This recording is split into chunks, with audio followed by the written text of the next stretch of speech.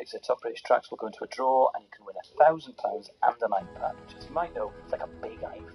I'm not suggesting that you're more likely to win the iPad if you vote for Queen's Bohemian Rhapsody, but let's just say I've been into the system that may have programmed the odd algorithm to give you a helping hand to that sweet, sweet iPad. If you thought FIFA was corrupt, wait until you get to the Radio X Best of British feature, because John Robbins has got his sticky little fingers all over it.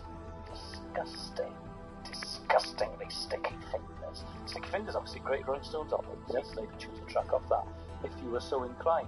But yeah, John, obviously, his selections were largely Queen-based. Mine were slightly more eclectic, but that's to be... There's been a lot of Queen choices from the other wonderful Radio X presenters. We've had... who else is good? Well, ELO from Chris Moyles. I don't think anybody saw that coming. And The Shock of the Lightning by Oasis. Of all the Oasis tracks to choose, I wouldn't have thought Moyles would have gone down that route, but I think it's a very underrated Oasis too. But anyway... Richard Walters selected Queen's Bohemian Rhapsody, and he's now my favourite Radio X employee. Yes, ahead of me, and Dave, and Vin. Anyway, the top 100 countdown played out in full on Easter Monday. Producer Dave selected Under Pressure. I did. Right, okay. Dan O'Connell selected Bohemian Rhapsody. You're a English broadcaster. So, the top 100 countdown we played out in full on Easter Monday. Cast your vote now at radiox.co.uk. And now, here, live, is Queen with David Bowie, with the hit Under Pressure, which is Queen's first #1 since Bohemian Rhapsody, and their final one before, Innuendo. It was recorded abroad. John Deacon came up with the bass line. They went out, they had a few drinks, they forgot it, Roger Taylor remembered it, then they recorded it. Freddie and... the food was very... What? The food was weird because it was abroad, and they had to put their toilet paper in the bin. Stop adding fiction into my factual narrative. Sorry. They couldn't drink the water or eat the salad because they were abroad.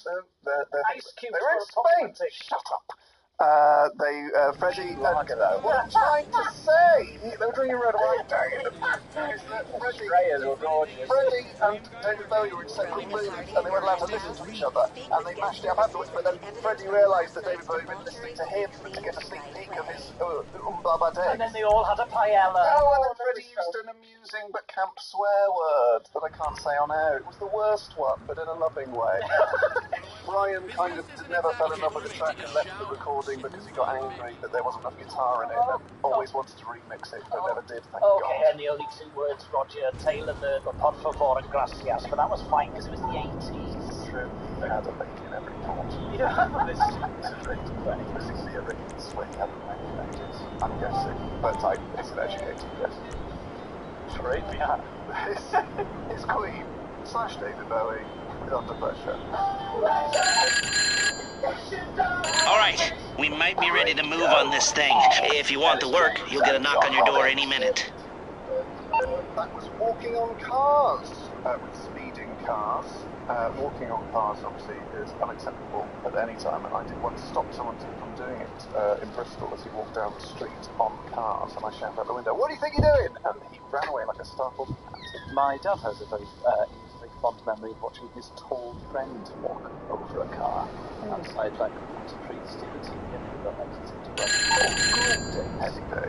Okay, the networks are down, the equipment is ready, and we've crippled their supplies. Mrs. Rackman has written our check and given us the green light. We're good to finally move on that submarine and stop this threat once and for all. When you're ready, get your... Second sentence that Ellis utters after the coin toss before winner plays on.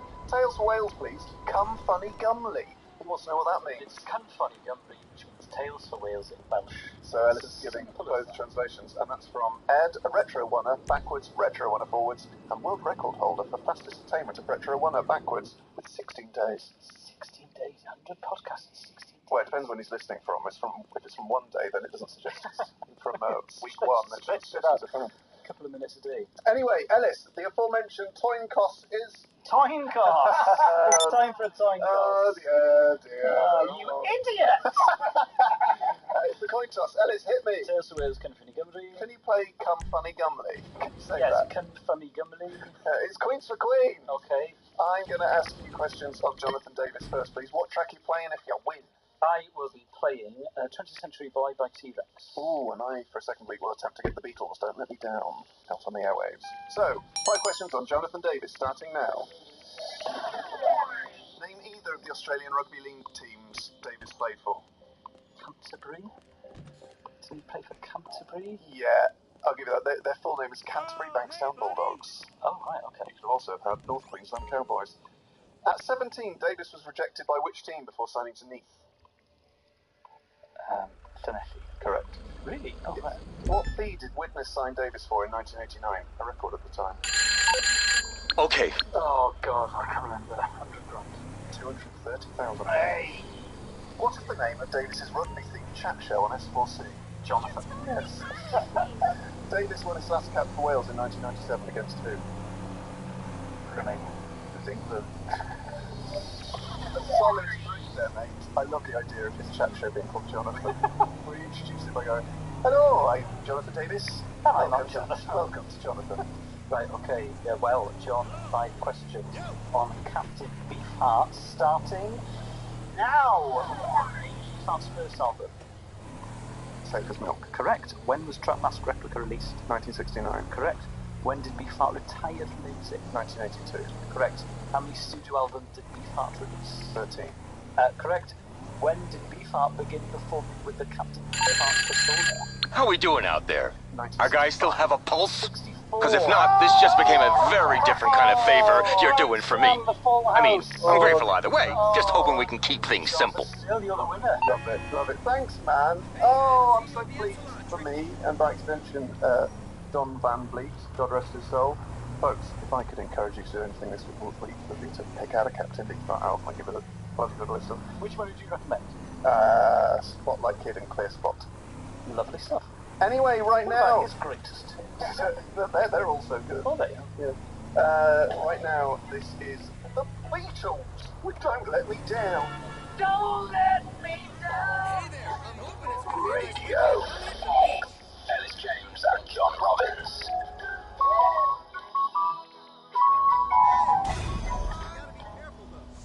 Don't Let Me Down there. My tribute to slightly over-officious mortgage lenders. Folks, that was my treat for playing, winning Winner Plays On with Captain Beefheart. Ellis, who's your topic for next week? Radiohead. Ooh. Plenty to revise, plenty to get my teeth stuck into. What's the band? Seen them live 3 times. What's Radiohead in Welsh? It'll be Pen Radio. Pen Radio. Lovely stuff. Well, I look forward to researching them, mate. I dare say they were quite influenced by Captain Beefheart. I bet they're fans. Yeah, they were quite into prog rock as well. They're into all sorts because they started off as a fairly conventional sort of rock band. They listened to Pablo and the singers and things. You never would have thought that Kid A would come from that group. But still, that is why they mean so much to so many people because they were always changing. So, folks, look forward to that next week. Radiohead versus Beefheart. But now... Jonathan Davis to Radiohead is quite interesting. I wonder what he'd make of Kid A. What, Jonathan Davis? Do you know what? I know almost for a fact that he'd think it was rubbish. Ellis James and John Robbins. Radio X. It's time for my and many of the general population's new favourite feature. It's where Ellis reads aloud from gig diaries he kept in the early days of his stand-up career, giving us an insight into both the comedy scene at the time, his psyche, and a mysterious figure by the name of John Robbins. Ellis, what have you got? Okay. Pen and Wig, which is a pub in Cardiff, 12th... That was the first gig I ever did an hour on stage. But they had not asked me to. No, that was not on anyone's agenda. Right. Pen and Wig, pub in Cardiff, 12th of December 2005. I have entered a dangerous bubble. I'm complacent. The people I hang out with all find pesto funny, but that is misleading. Tonight was a 20-minute set, a chance to stretch my legs, but it proved how far I still have to go. The superstition potato bit got nothing. The asthma pump routine sounded like a cry for help, and I need to move on from alloy wheel. Can you remember your alloy wheel bit? I can't. It was actually quite smutty, so I can't do it on air. What was the potato bit? Superstitious potato was I read in a history book that superstitious Welsh people in West Wales in the 1800s thought that potatoes, if you held them in a certain way, could stave off rheumatism. I tried to get 5 minutes of it. How do you make a bit about alloy wheels, smutty? Well, I would have done it in front of you 20 times probably. It was like a takedown of those written programs, but smutty, and it was on a real routine, and it was often met with stunned silence. 3rd of March 2006. Well, this isn't the gig diaries as such. It's the details of a sketch idea I had about a therapist who keeps sending depressed people for a pub lunch. Oh! I'd read about alternative therapies in the paper as the last. And that was what you came up with. All about crystals. Joke idea. Look up collective nouns for obscure animals. Comic potential? Question mark. What, like a cathedral of crows? Yeah, that sort of thing. Yeah, and then just going on and just saying that. Hampshire, Bristol, July 2005. Joke idea. Suggests that I'm there as part of a new directive and that by performing I'm fulfilling a laugh quota. Then, like Chris Underwood's impression.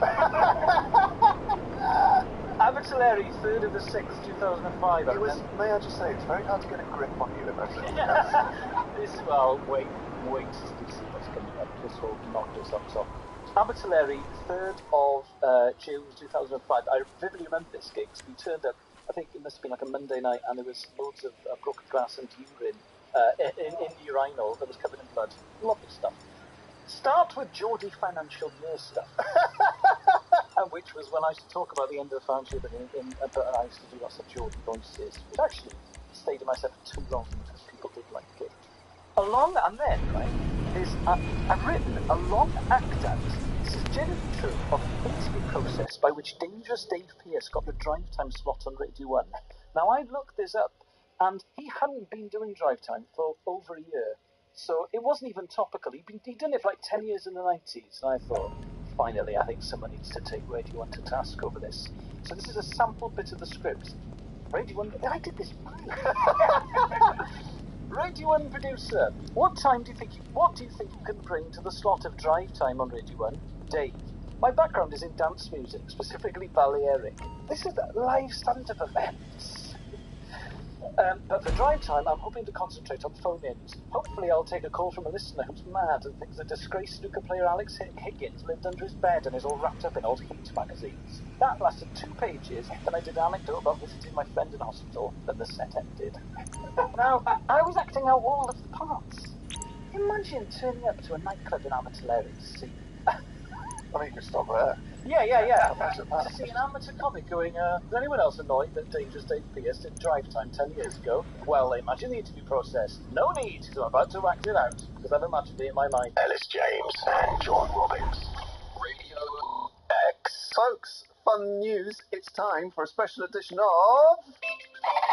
And appearing tonight on... Take off a taste. Okay. Take off a taste. For a Heard. Take off a taste. That's right, guys. It's time for Take Off a Taste. This is backed by popular demand, the feature where Ellis and I literally tick off tastes, things we haven't tasted before. This week we've actually been sent in our Tick Off a Taste by Chili Devil Sauces into 23 Arden Street, Hull. I love the sound of that unit too. Yeah. There's just some lock up in Hull. Full of hot sauce. However, the people at Chili Devil have sent us 2 hot sauces in the most securely sellotaped package I have ever had the misfortune to attempt to open. If the bottom is open, you might be burning the posties' hands. So we've got Holy Moly Devil Spit, and we've got Devil Spit Extreme. I'm going to Spit Extreme. Yeah, I'm going to go for the Holy Moly. It's got lime in it, and I'm going to give you the Devil Spit because it's got beer in it. Devil Spit Extreme. Yeah. Okay. So Devil Spit Extreme for Ellis and Holy Moly for Robin. I'm a little bit nervous. During that last track, I bought a bounty bar for this. for their soothing quality, I'm going to have this on a crisp. Yeah. So I'm holding out a crisp for John. Would you like to describe the sauce? What's it promised to do? It says shake for eating, heat rating approximately 500,000 Scoville units.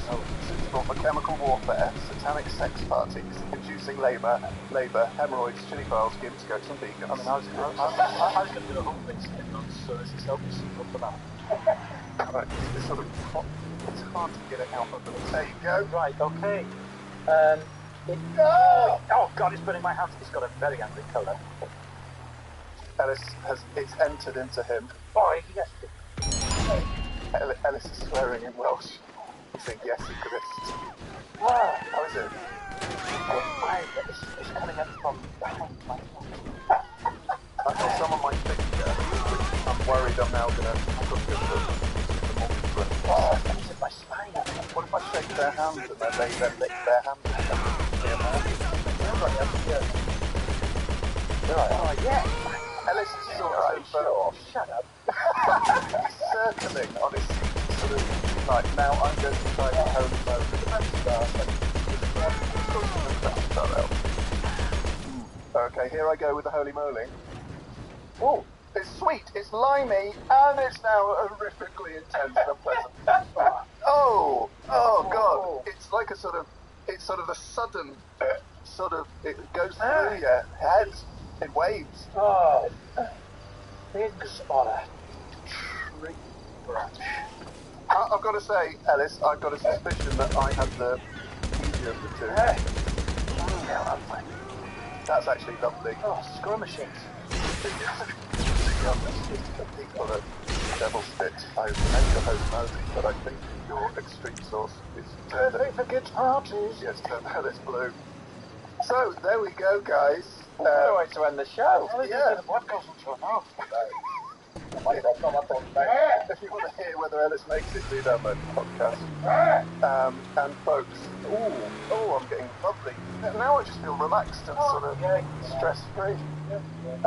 Guys, if you want to come and check out some of the last dates on my tour, Ellis rides. Tonight I'm at Hemel and next week I am in Glasgow on Tuesday. Quite a decent amount in Glasgow actually.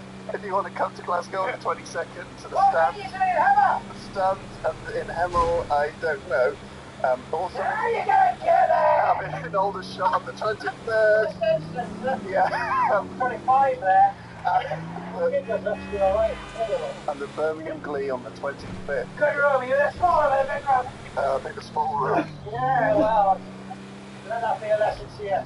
So you can check out all those dates on johnrobbins.net/gigs.php. And also, I'm doing the underbelly at the South Bank on 8th.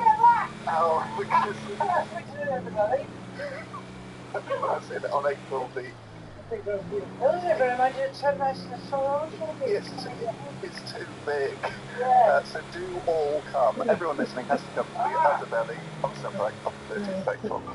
Take care, and next week, fingers crossed, it'll be me and Ellis again. Radio X. Ellis James and John Robbins. Welcome to the sessions. It's my turn this week. John has gone off tonight.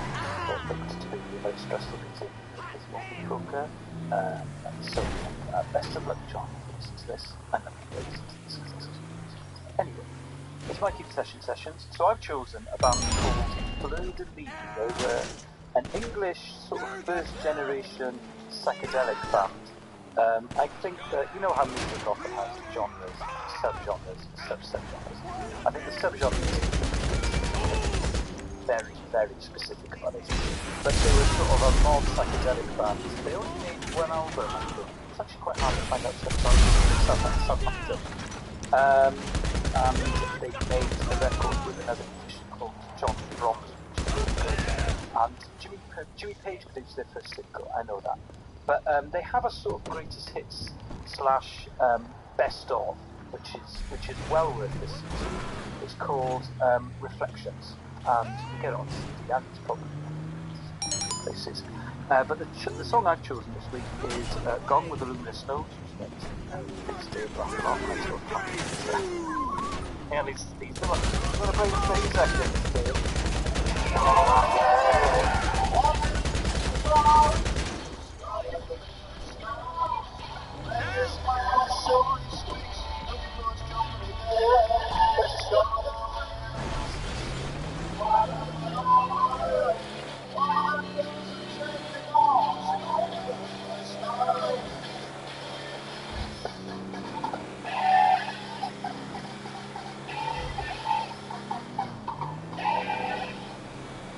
they made very accessible, sort of bite-sized experimental psychedelic. I think they're genuinely brilliant. I love that sort of music anyway. I discovered them because there's a very famous compilation album called The Nuggets, which was sort of American garage rock, and British equivalent, slightly more whimsical, over in sort of the UK. And there's a compilation called Rubble, which is massive. In fact, I've got volumes sort of 11 to 20, and it's 150 songs. It's a big box set. But there's a lot of fluidity on that, and they were instant songs I like at their best. So yeah, there's not a huge amount to trawl through, so I really recommend it, because they didn't do very much, but what they did was absolutely excellent. So they're called Fleur-de-Lis, they're from Southampton, and they were recording sort of 1965, 66 really. They expanded in the 60s, and they're excellent. So yeah, I really, really hope that you enjoy them, because I think they'd be one of my desert island bands. But anyway, it's John. So thank you for downloading the podcast. Cheers, goodbye.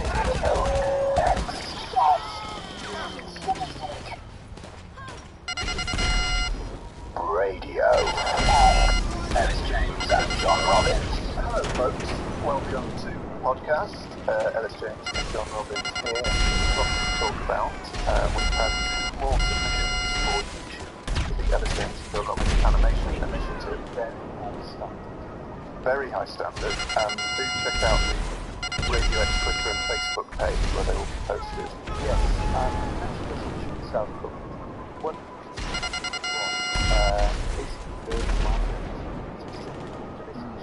And it's exceptional. and it's exceptional. I think Ellis has been blowing the mix there, sound-wise.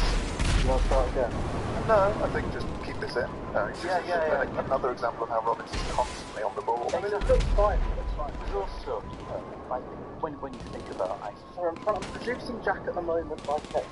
You're producing Jack by text? Jack Saunders is on right now.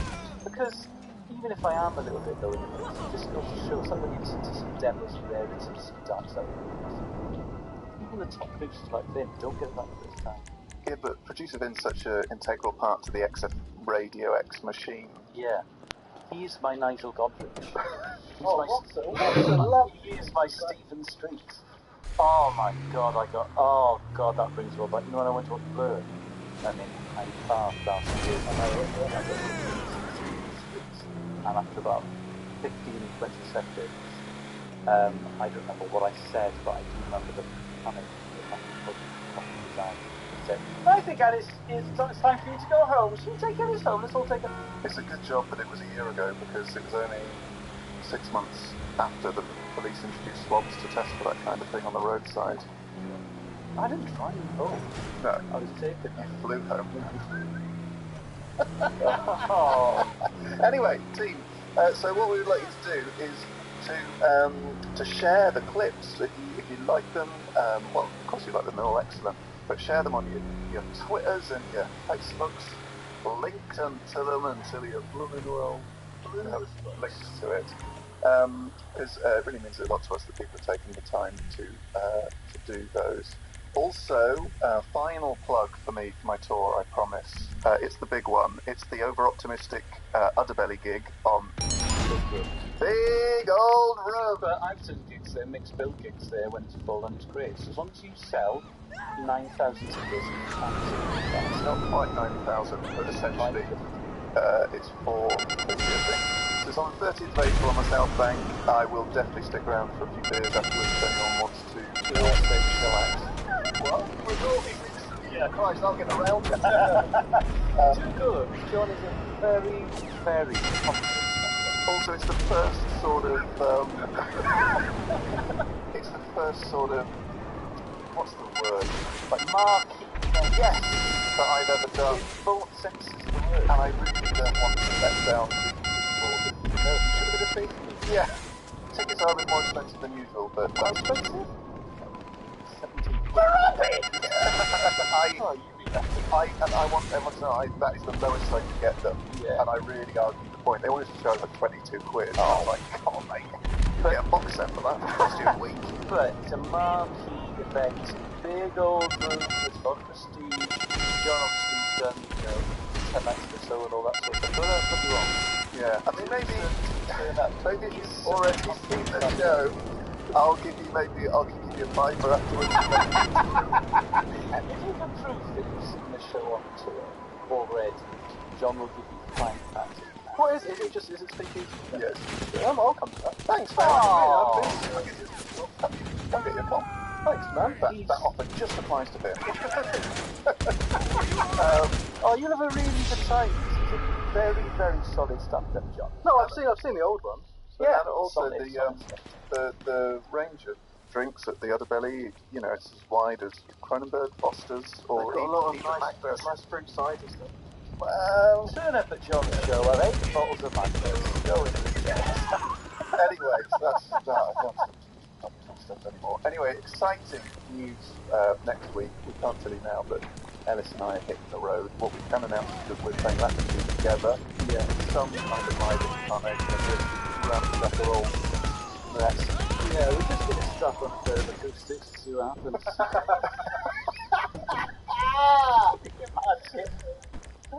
Hello, darkness, wild man. Here comes God, Alice. It's the sea. It's the sea. We've come to talk to you deep. Because an A minor, then F back to C. That'll be so great. Oh, yeah. She end on a song. It's one vision on it. So come along to Latitude 5. A funny feeling we're on the Sunday, but I really should have double-checked that. We are on the Sunday. That's great. But next week, in the podcast only, will be exciting pre-release information about, well, yes, a little project we've got lined up for the autumn. So, it's going to be, we're going to mention on the podcast first. So if you're one of those podcasting listeners on the Monday morning, but you might be interested in something John and I maybe it's on Saturday. Yeah, however, we've staggered it so that even if you listen on the Monday, the thing we're going to give you information about is not available till the Wednesday. Oh, right, okay. In So, which case, don't really But if for some reason you're the sort of person who is eager to get tickets for anything me and Ellis are doing, yet listens to the podcast on a Thursday or a Friday, which is a very small Venn diagram, yeah. then do try and listen a bit earlier than Wednesday. Just quickly. Yep. You know, No. Checks whether he's told an anecdote. did I ever? I suppose it's it's a good anecdote. Should we save it? Should we save it? Okay, I've got a good anecdote. His podcast intro stuff though. Yeah, I well, couldn't get away with that. It's blue. It is blue. I've got a blue anecdote about John. Oh, great. Well, let's save it because we've got Yes, we'll do that. got podcast coming up. So 2 emails to finish. I want to watch it. I've got 3 days off and I'm so tired. And I can't wait to get home and watch the cricket and just plough into the bottles of Otter Bitter. That, can I just say, Liam, thank you so much for bringing them to my gig in Bristol. I got this slab of Otter bottles and I just can't. Anyway, so this is we have a long email from Rob. Rob has shared problems with me, darkness. We all have darkness. Mine, the darkness of Robin's. Rob has called his own the darkness of Rob. And it was really nice to hear, Rob, that we provided some sweet sucker, some chuckles during the dark times. Chats and sucks. Yes, chats and sucks in amongst the darkness. I'm glad to hear you're feeling better. However, he goes on to say, I recently reached the Retro One, and I've recently reached Edison's out-feeding pet period when it goes on. I'm tested here, flat on this, and as a result, I have for the last few days been in the line, working in the night, morning to night, that's social line, in a Welsh baritone. Even worse, I learned that line, and it's an earworm stuck in my head on continuous loop. However, despite all this, he says his wife finds it irritating. Despite all this, she's been happily inhaling the winter audio tonight several weeks now. Some folks tell her something like this is added. Lately, I also want to make you aware of a proposal for a joint venture I've come up with, licensing the Ellis & John Global Mega Brand to various products. This idea when I started trying to pun on the word tea at work, I find that cool. When I came up with this amazing, drum roll, Quallo Tea. This multi-layered pun product is a guaranteed success. I thought, it made me think, what other lucrative commercial milk could I get from UJJR cow? Boom! Humble Braguette. Oh, Humble Braguette. Humble Braguette. Thinking I was on a roll, I then fell slightly flat with the email of the spree Caesar salad and textual Darge healing. Sub-brand of quality, obviously. I'm with you on Darge healing, textual Darge healing, Humble Braguette. I bang against the email of the spree Caesar salad. With Humble Braguette, you were selling a Humble Braguette. Would it be maybe with a low fat mayo to lose weight because you're... I'm trying to think of how you could Humble Brag. It would have to be very expensive, but good for you. And Yes, that, I believe... So much for these Humble Braguettes. Luckily, I've fit into my size 10 pounds. So he goes on to say, I saw John in Leeds last Friday. He was brilliant. Thanks, mate. Yeah, so if you're in London and you'd like to go and see John, he's brilliant in a big tent. To go and see him at the Kim-Pedersen. Worth it. Ellis, thanks for that email, Rob, mate. Dear Ellis John PDQ, just thought I'd send you an email as I think I've embodied the Robin's obsession for apocalypse and survival to such an extent that when my folks went on their Caribbean cruise, they brought me back this astounding gift that I think John would appreciate. See attached photos of my survival kit, Caribbean style. This includes about a multi-rum Yes. cup, Yes. map, Yes. compass, all matched Lovely show, Suzanne. One email, and now a quadruple devotee service to your podcast and work to keep you safe. And my mum points out that she's a retro winner, and because she listens live on a Saturday morning, she replaced her previous long-running routine of going to the laundrette. Oh, you've not got a washing machine in your... She has, but she doesn't trust a tumble dryer. So she takes big things. Only parents would ever say that. Who doesn't trust their tumble dryer? So the tumble dryer is there for emergencies only. So the laundrette for the big things, you know. Lines boggle. What sort of emergency would that be? As a teenager, oh Mum, I need my Free Animals t-shirt tonight for the big gig. Oh, that sort of thing. Lots of love to you, Nesta, and to everyone who listens. Keep the sessions coming up at the end. Stay tuned. And the show as well. Yeah, love you. Thanks, mate. The second time you said that to me today. You Yeah. alright? Is everything alright? Yeah, I'm fine. Do you need a sofa? No. Sarah's away. You can have the spare bed. Can I have We're going to sell it. Okay. Do you want a spare bed? All right, these drops are only accessible by Do seaplane. you want a spare bed? Products loaded up and ready to go when you are. What size is the bed? Well, it's a great it's an IKEA day bed, so it's a single bed that pulls out. No, it's lovely. It pulls out into a double. Oh. But no, it's worth all that. Right, okay, sorry. Bye. X, Ellis James, and John Robbins. That was Acquiesce by Oasis. Wouldn't talk of that word. This is Radio X. I am John Robbins, and to my left is a man who may come in handy if you're looking for an Uber fan of ABBA fan. It's Ellis James. Good morning. That's the best one in 2.5 years. Thanks, mate. That was excellent. Thought of it just like that. Did you? Yeah. So you didn't think about that on Thursday, and then prep it all day on Friday, and then sort of maybe have a crisis of confidence about 20 minutes ago and decide to go with it anyway? No, I just sat there thinking, it's coming hard. They're coming hard to come up with these things for Ellis. God, you're such a... Where do I know in Wales that I mentioned before? ABBA fan. Okay, I'll go with it. I'm going to buy the most in-depth ordnance survey map of Wales for the beastly job. Oh, that'll be useful because I'll be going there to practice my bushcraft skills. Oh, where's the bushcraft course? Sussex. Oh, right. What's he not doing with the SAS? No, but I have been to the Brecon Beacons for the Scouts. And Penny Fan, which I've climbed, mounted twice. That's, for anyone who's not aware of Brecon Beacons, it's a very tall mountain that John has conquered, is that the word? Summited. It's technically a hill. Yeah. Okay, bossed. Yeah, absolutely nailed it, mate. Bossed Penny Man. That's some bacon at the top. How's your week? It's been a very tiring, eventful, vibe-heavy week. Right. My girlfriend is away in Australia at the minute at the Melbourne Comedy Festival. and it's Good fest, good fest. good fest. Never been invited myself, but you know, fingers crossed. Oh. And it's just a familiar feeling of Robins alone, Oh yeah, right, okay. where I sort of go from, this is sort of what I talk about in my tour show, but I go from excitement about sort of Robins Unleashed to sort of morbid depression within about 2.5 hours. Right, okay, oh, 1 or 2.5. Oh yes.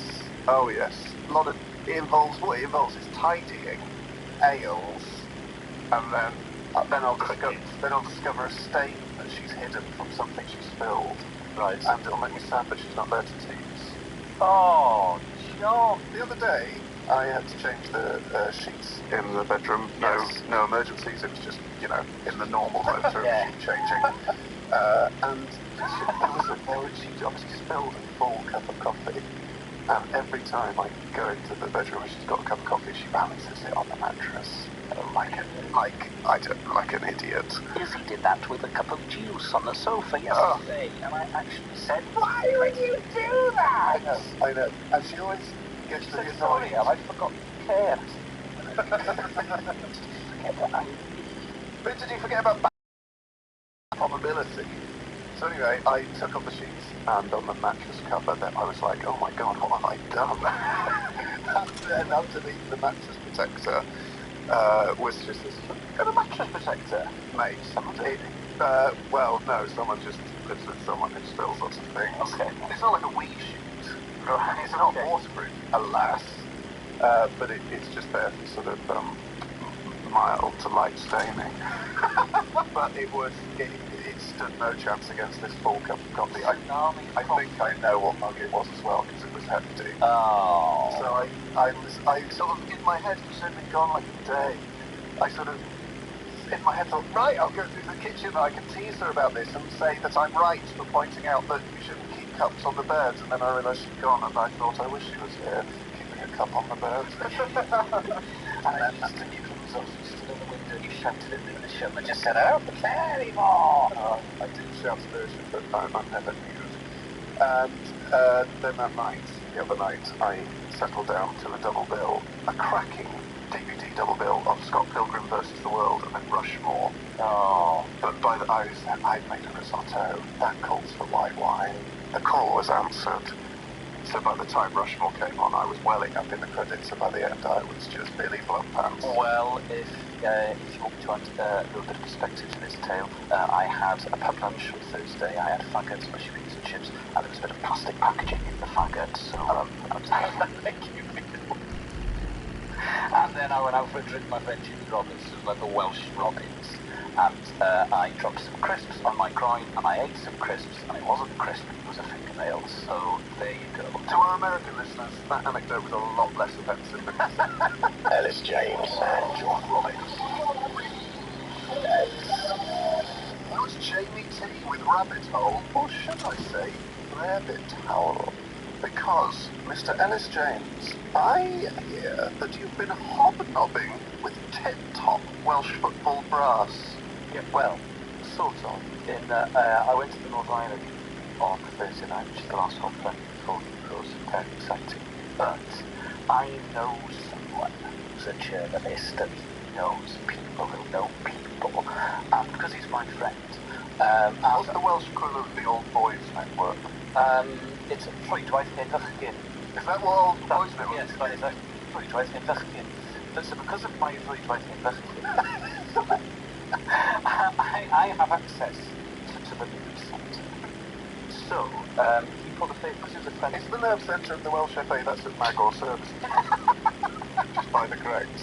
Yeah.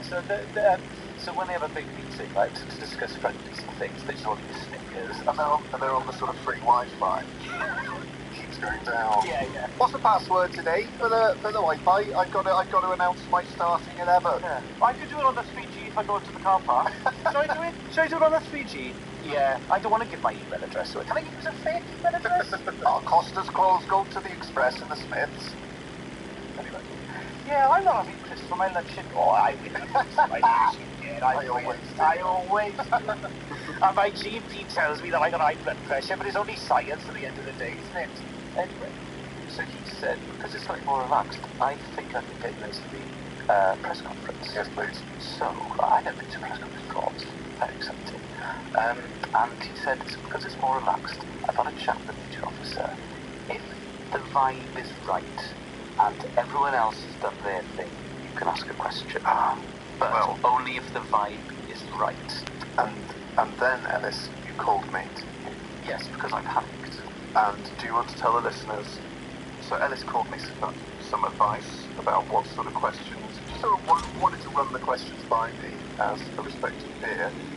Ellis, why don't you share with the listeners some of the questions you wanted to ask at a press conference in front of the manager of the Welsh team? Well, I was very anxious. Because, my friend had said, obviously you're not Jewish, so you have to be a bit light-hearted. So I thought, what can I do that's light-hearted? Oh, maybe I'll get a laugh. What if I make Coleman like me? What if I make the Welsh manager like me? And I thought, what can I do? What's a funny angle? I thought, what do I always fall back on at tough gigs? Rachel accents. So I thought, I know, why don't I just do a skit as a Northern Irish man to try and make Chris Coleman like me? And I called you up, and I think that your advice was, what? What are you thinking? Yes, and I took that on board, because what I was going to do... Hey, Chris! Hey! Imagine if all the team players in Northern Ireland sounded like this, would you find it intimidating? And I was going to sort of do like a skit of like, hey, Chris, Bill's not playing, Ramsey's not playing, what a shame!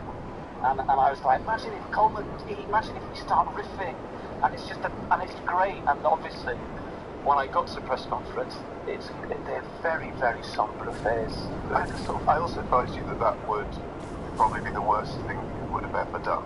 Yes. And would have been met with a look of disappointment and confusion. The head isn't scared. Yeah. What are you doing? Press conference? Serious business. The Welsh team's a joke. Yes, and then what happened was, when you get to press conference, I realised the atmosphere is sort of halfway between corporate and a funeral.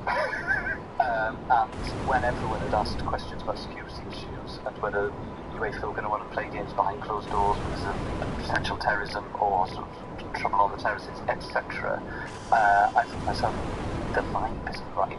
Especially just to a Northern Irish accent. Hey, Chris! Did you find this voice scary, Chris? And he's gone, no. And I've gone, that's fine. Sorry, Chris. I love you so much, Chris. So, what actually happened was I went, I observed, and then I left. Radio. Ellis James and John Robbins. This is Ellis James and John Robbins popping around on our moped with a thermal box attached to the back to deliver your new order. That was singularity. We are the Deliveroo of radio, though I would like to see them wearing helmets as standard. It's not company policy at present, and also that they're not well lit enough. I mean, that also applies to cyclists in general, but come on, Deliveroo, set a good example. We don't want you making the headlines for the wrong reasons. Coming up, we've got Humble Brag of the Week, and... is Watch Dogs still on telly? Because if it is, I may need to freshen up their presenting team. I mean, that's a call from Robbins, I think, isn't it? Do you think I should be on Watchdog? I think you'd be superb on Watchdog. Robbins and Robbins? Yes. I could be the new Lynn Foldsworth. Yeah. In the late 80s, a Watchdog campaign to reduce the length of a kettle flanks proved very, very successful. But now it's 2016, and the world has changed. John Robbins takes on Deliveroo cyclists not wearing helmets for a bit. Lynn Foldsworth was the high watermark of Watchdog, in my opinion, because I always got the impression with Foldsworth that she cared, whereas I think Robinson just likes being angry about stuff. Yes. It just so happens that it's consumer issues. I agree. I think Lynn Foldsworth and, what was her husband called? John Stapleton. Yes! Were they a real life husband and wife? Oh, love it. Yeah, when they sort of held hands on set, that was genuine affection. Did they hold hands on set? No, well, they did in my daydreams. But yeah, Lynn Foldsworth, what a class act. Oh, God, I bet you no one has ever been burned with an iron in Lynn Foldsworth's house. No. Although, I'm not sure that was her. Anyway, coming up, we've got Humble Bag of the Week, so stay tuned. Keep the texts and tweets coming in. We're loving all the correspondence we get today. Keep it Radio X. Radio. Ellis James and John Robbins. That's Joy Division by the Wombats. If you like other songs, but the Joy Division, I can suggest Joy Division Oven Clubs by Half Bar Half Biscuit, which is an absolute cracker. But anyway, now it's time for that regular feature, Humble Brag of the Week.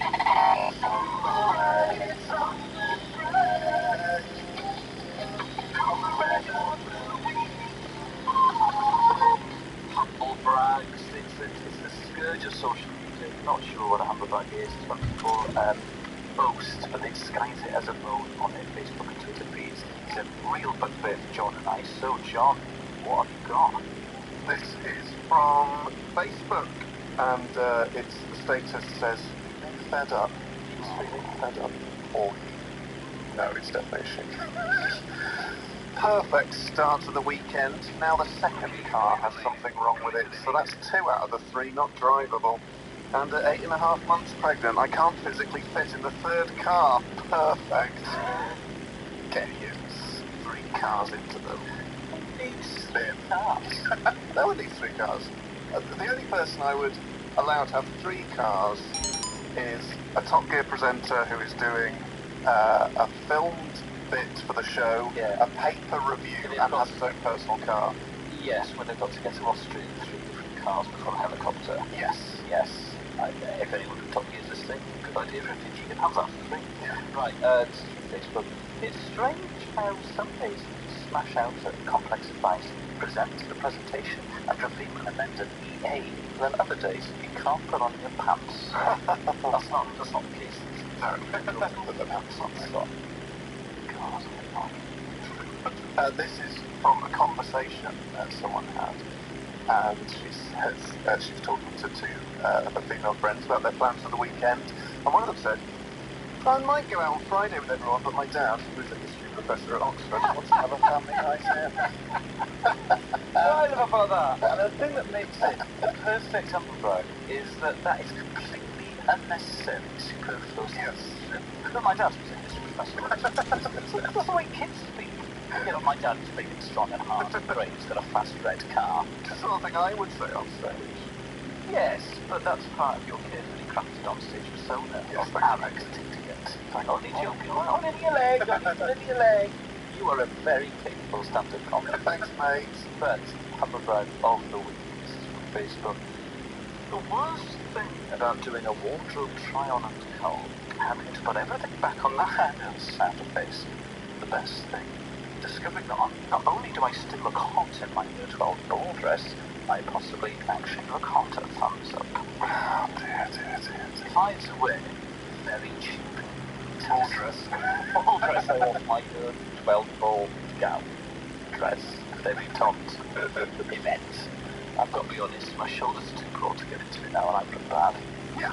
Oh, I suppose I set up the brag with on. Oh, God, I've done it! Oh, he's done it! Oh, no, I get caught down! Like Humblebee. Oh. So, folks, more Humble Brags next week. Keep them coming into Saturday at radiox.co.uk. I am awful. But right now, you get the Diet Cokes, and I'll get the Spirits by the Strumbellas. I got guns in my head and they won't. Ellis James and John Robbins. Radio X. Stevie, like Kasabian. Listening to Radio X. I'm John Robbins. With me, as always, is my partner in crime, Mr. Ellis James. Hello. Now, Ellis. Yeah? Whoa, what a day yesterday was. What a day in the life of Robbins. I awoke to an emergency. Right. I awoke at 6:58 a.m. Toilet emergency? Not a toilet emergency, thank the Lord, as I've just recently changed the sheets. As discussed earlier, I needed a lie-in because I had been up late watching Rushmore and clubbing with white wine. Unfortunately, I awoke. What a picture paint. I woke at 6:58 to a weird sound. You know when sometimes you wake up and you're woken up by a very small sound? You think, how did that wake me up? Yeah. It must be because in my dreams I've been feared. So, because your brain said, let's check it out. Yeah, so there was a scratching sound coming from the corner of my bedroom. And the blinds were moving a bit. I thought, oh, the blinds creaking, so I held onto the blinds to still them. And the sound continued. It was coming from the wall. And I thought, oh, crisps. there's a mouse/spider ghost in the vicinity. So I sort of got out of bed, freaked out a bit, closed the bedroom door, went and had a cup of tea. I came back and thought, this is right silly, big silly, you're a grown man, Big brave boy. home alone. So I tucked my pyjamas into my socks and put on my girlfriend's bike helmet. Okay, so let's get home alone together. My pink pots went for cooking. But armed with a bike helmet. I don't know why I went for a bike helmet if a mouse is sort of like, please give her a headshot. Because I thought it was trapped under my chest of drawers. I thought, okay, I'm going to take out the drawers, there's going to be a mouse, I'm going to go, ah, and then I'm going to have a fun anecdote about a mouse. So I took out all the drawers, I moved the chest, and I took out, there's nothing there. And I looked behind, and that was really scary, because I looked at the torch, and it was like something of the X-Files, and it was just a Percy pig that had slipped behind the back of the chest of drawers. And That had come to life. no, it was just detritus. Not for a badge I bought my girlfriend that had sentimental value, and I was slightly annoyed that she'd not noticed it. Anyway, so I pulled the chest of drawers away, and it's now clear that the scratching is coming from inside the wall. Oh dear. At which point I started to get very scared. Okay. I'm thinking, okay, I've got a mouse or a rat or a pigeon or a squirrel in the wall, and I've got to leave for Birmingham in an hour. I'd be on the front of the police for that. On Good Friday? Yeah. Well, I called That's not what they do. They just sat around eating Easter eggs. Paperwork.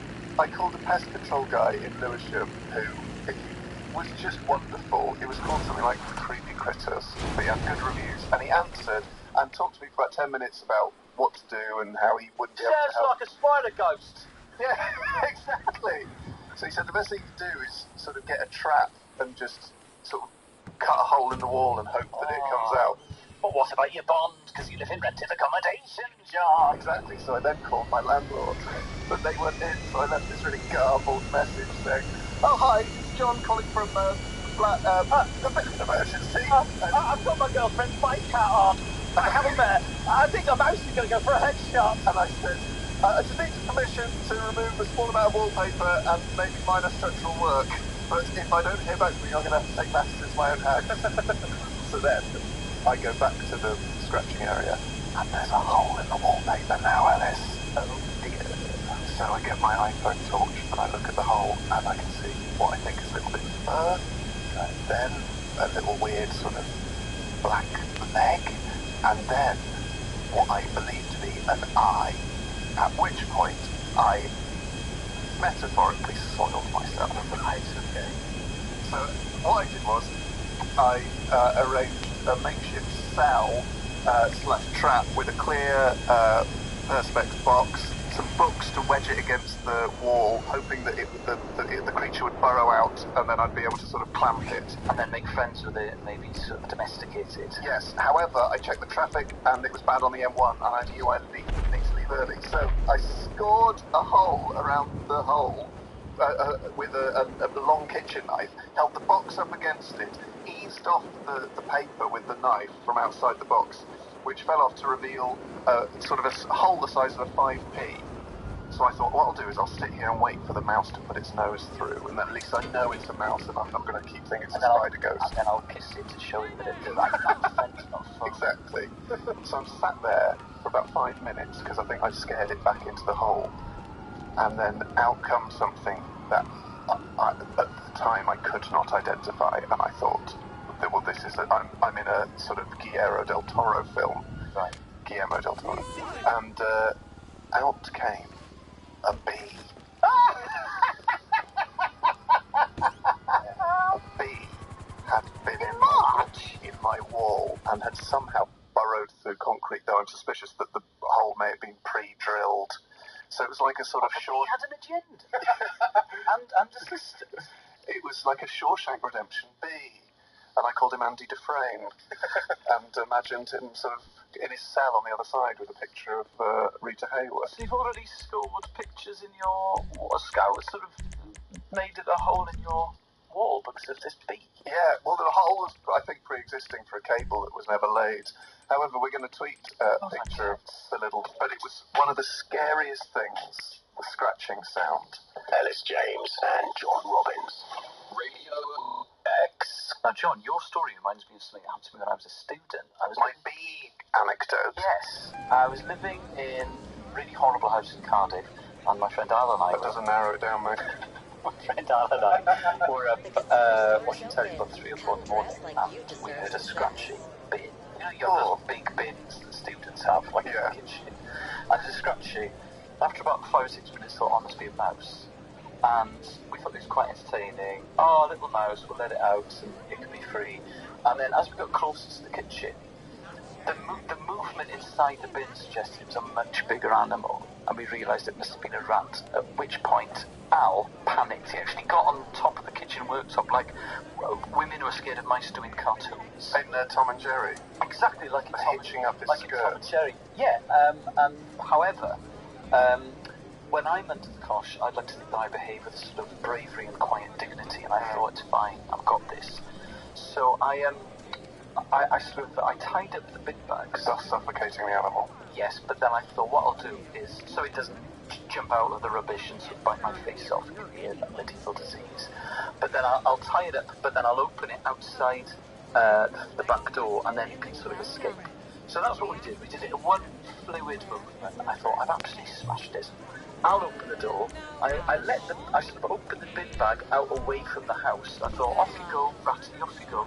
But then after about 10 seconds, we congratulated ourselves. Suddenly then, and he must be massive. He was trying to shoulder barge the door. He was trying to get back in. And it was just this banging of this rat chucking himself against the back door of our student house. Oh my God. Sure it's heard you seen it by this point. No. But what else is some of these boxes in the Fox in the bin? No. Give me a squirrel in the bin? I've had a squirrel in the bin, mate. You've got a squirrel in the bin? We talked about it on the show, I say. Squirrel Oh, in the bin. yeah. Not in this. Could have been a badger in the bin. No way. What? In Potato? Cardiff? Notoriously student area. There's no badgers there. You asked Brian May about whether there's any badgers in these days. He lived next door to a restaurant and was seeing a rat, I think.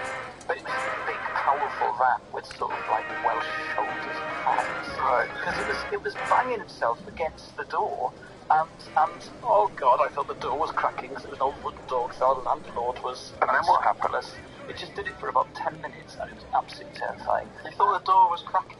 Yes. Like in a horror film? Yes, Finn, because I've seen too many horror films to be rational. So you didn't pop up to a window to look out so you could see the No, because then I thought I'd be provoking it, and it would get. and it would also have seen your face. Exactly, and then it might follow me. It would know where I lived. Yeah. So I thought, imagine this. It will not only will have a positive ID, it will have my address. It can find me on the electoral roll. Oh my God. Or set up a direct marketing company, get your address off the electoral roll and send you lots of spam mail. Exactly, because they're so. We've got ruthless, aren't they, guys? Someone's tweeted in to say it sounds like a mason bee. The female lays eggs and then leaves. Typical. That didn't make any sense. Oh dear. Radio. Ellis James and John Robbins. Galactic by Beastie Boys with Ellis James and John Robbins on Radio X, and now John has important news. Yes, it's time for more YouTube news. We had an email from Chris and probably suggested a jingle for this. I was set to the tune of Paul Weller's You Do Something to Me, which was "Do something for me, something show inspired." It's a great video, that, playing football in the park. Oh, the sun's beating down. It's about football. The song isn't, but they're just having they're having a kick about. So I thought that was for a girl when I was 17, and I wanted to be about a deep love. No. I think it is about deep love, but they just happen to be having a kick about, and with Weller's incredibly straight hair, sort of shining sun. So, folks, our initiative is for moving on at pace. We've asked our very talented listeners, you, to animate your favourite clips of me and Ellis between 30 seconds and 2 minutes. We've had 2 absolute belters in this week. We had one from David Jeffrey Hughes, which was his take on a chat we had about hecklers and Christmas gigs. And then we had one from Tim Harries, who is a cartoonist, but has learned how to animate his cartoons specifically for this feature. That is good. Oh, it's brilliant as well. And that one is from a podcast intro in which I was unable to correctly pronounce the name of the radio station we broadcast on. It's very funny. Yeah, but we love both the videos, seen them both, we're going to tweet them. Yeah, so if you want to head over to the Radio X Twitter page now, we'll be tweeting links to those two fine videos, and we'll be also up on the Radio X Facebook page during the week. I think Sam's one has 6,000 or 7,000 views. 6,000 or 7,000 views for the first one we got. The second one we got from Sam Brown. I suspected that was half the videos. Said most important for Well, that's what's called. Well, let Google, mate. There we go. You don't get broadcasting like this on anywhere else. Right, population. Oh, it's population 18,588. No, it's not. 29,506, mate. Well, I'm looking at 7UP's Wikipedia, Kent in England. Yeah, on the right-hand side. Ah! There you go. Let's make sure, folks, if we are going to guess the populations of the town. The 2001 census counts approximately 18,500 residents within the 7UP civil parish authority compared to its population in 1801 of 2,600. The built-up area of the town had a population of 24,500 in the 2011 census. That's not what I meant. I was talking about the civil parish. I'm always talking about the civil parish. John, don't you ever accuse me of talking about 7UP and not about the civil parish in that context. Oh, but I thought we had a dynamic. You have my word. Anyway, to get back on track, We had chemistry, John. if you want to animate your favourite clip of Ellis and I, you can send links to it. They're on YouTube, ideally, or Vimeo. You can send it to Saturday at radiox.co.uk with the subject line YouTube. And the prize is an illustrious all-star premiere with me and Ellis, and I would say approximately 12 bottles of session ale. Wine. And if you want to test the populations, bring it on. By all means, turn up at my house. I don't care. If it's population chat you want, I'm the guy on radio. Ellis James and John Robbins. By Criminals who listen to Ellis James and John Robbins on Radio X. It's that time in the show, it's time for textual healing. I told her that I didn't bend it like that.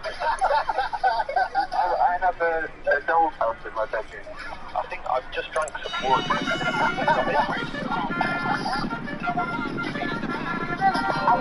Textual. That's right, every week John and I consider calls of this and try to solve a problem that they may have. We have a caller online. One caller is in. Oh, hello, am I through? Yes, you're through. Your broadcasting rights to the nation. Oh my god, I can't believe it! Oh my god, I'm so excited! Oh my god, I never thought I'd get through! Well, you're through. Believe it. Oh my goodness, I'm overwrought, I really am. Okay, well, swear in, remember it's 10:12 this in the morning. Would you like to remain anonymous, caller? No, I've got the name. Okay, and what's your name? I'm Jeff. Okay, Jeff, so what's your problem? Jeff Todd from Bromley. Oh, hello, Jeff Todd. Jeff Todd from Bromley. So, Jeff Todd, what's your That's problem? right, oh my god, I can't believe I got through. Oh my goodness. What's your problem not being able to believe things? No, it's quite different to that, actually. I've got a few, but, what, shall I tell you about it? Oh, yes. Okay, I've got a problem that I like to clean the bathroom. Okay. And I like to make sure that the taps are buffed and shiny, because that's beautiful, I always think. Beautiful when you walk into the bathroom and it's all shiny, like coming out of a showroom or a brochure, or maybe even like a hotel. And the trouble is, as soon as I clean the taps in the bathroom, you have to run the water again, and then immediately they've got watermarks on them, and they're really besmirched with lime scale. That's what I found. So I wondered if you have any advice on that. Are they just sort of classic silver chrome effect? There is silver chrome effect, that's right, yeah. And are you living in a particularly hard water area? Yeah, it is a hard water area, Bromley. Yes, very well known for it, actually. A lot of people say that when they move here, they didn't realise how hard the water was going to be. Now, do you do that thing that people do in fancy restaurants where after, for example, washing the cutlery, they will then dip them into hot water and then sort of buff them with a tea towel? Well, I would do that, but it's very difficult, I find. I have tried it to get the taps off the sink and take them to the hot water.